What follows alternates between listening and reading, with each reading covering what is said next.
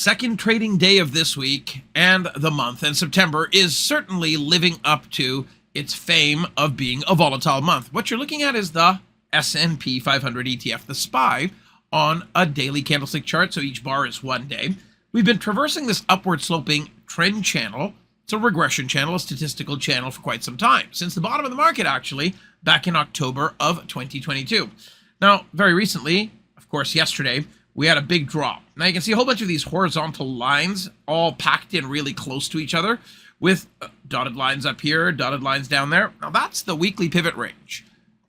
What we are doing as in price action as a market is coming down below the bottom of the weekly pivot range, closing slightly above it yesterday, trying to regain it today, but closing back underneath it. And I'm going to zoom in just a tad over here.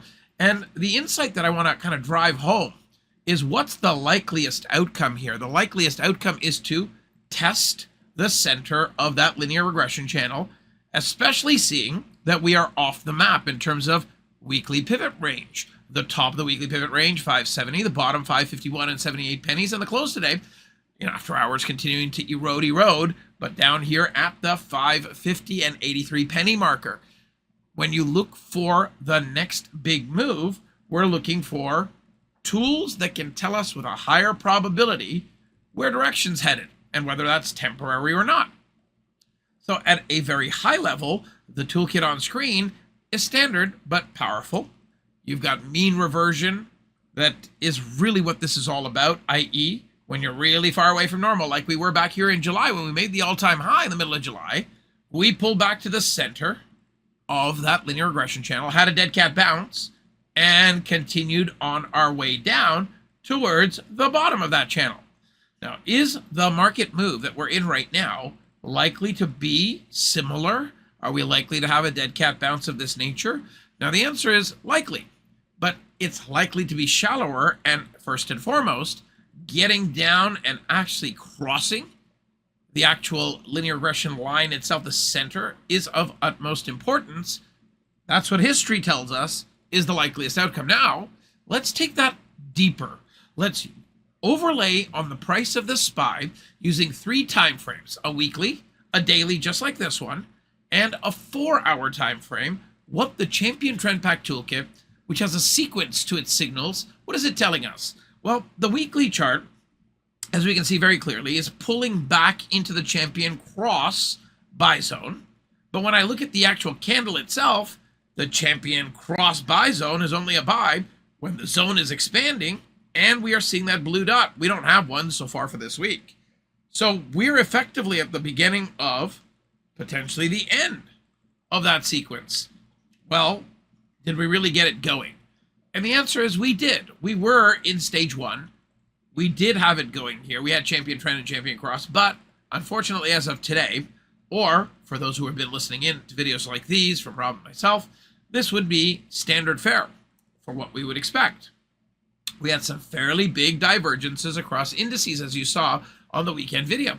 Now, if you take a look at the daily chart, very similar to the one that we were looking at a moment ago, but now with the Champion Trend Pack Toolkit applied to it, you can tell that we were in stage 1 and actually moved into stage 2 very quickly on the 16th of August. We then had breakout forecasters, stage 2 remarked by wealth signal, stage 3 remarked by breakout forecasters, and then stage 3 ending remarked by an absence of breakout forecasters for 3 to 5 days. And we did essentially get that. And now we're in a spot where the usual is pull back, test the last or the second last breakout forecaster, and then try to bounce back up. That would be the normal. So as of right now, we have almost perfectly tested the second last breakout forecaster, and we are in a spot where we're not in stage 1 of the sequence. We don't have a Champion Cross buy zone or buy signal, if you will. The zone itself in green is contracting, and the blue dot for today and yesterday are both absent. So we're at a spot now where the market either fulfills the usual, which is test the last, second last. Sometimes we've seen the third last tested, and then the norm is get a bounce back up off of it, and start the sequence again. And tomorrow we get the ISM manufacturing services data and prices paid, along with the private payrolls data. Now, my view is that at some point tomorrow, it is likelier that we come down, break that second last breakout forecaster on screen, see the market test the center of that linear regression channel or slightly lower, and then snap back up. Now, why am I supportive of that down still playing out? Well, if you take a look at a 4-hour chart, which tends to act over the next 3 days to 5 days, depending on the nature of the market, and this nature is requiring the smaller range to be the focus, 3 days.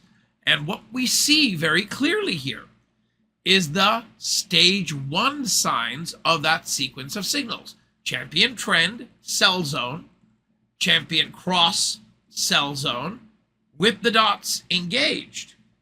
We haven't moved to stage 2 yet, but we are firmly entrenched for 2 trading days now in stage 1.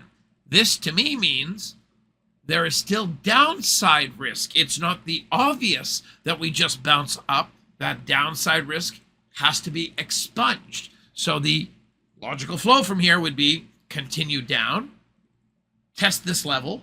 If we get a wealth signal at that point on that 4-hour bar first thing tomorrow, well, then we may not be able to see that bounce right away. We may be waiting for Friday.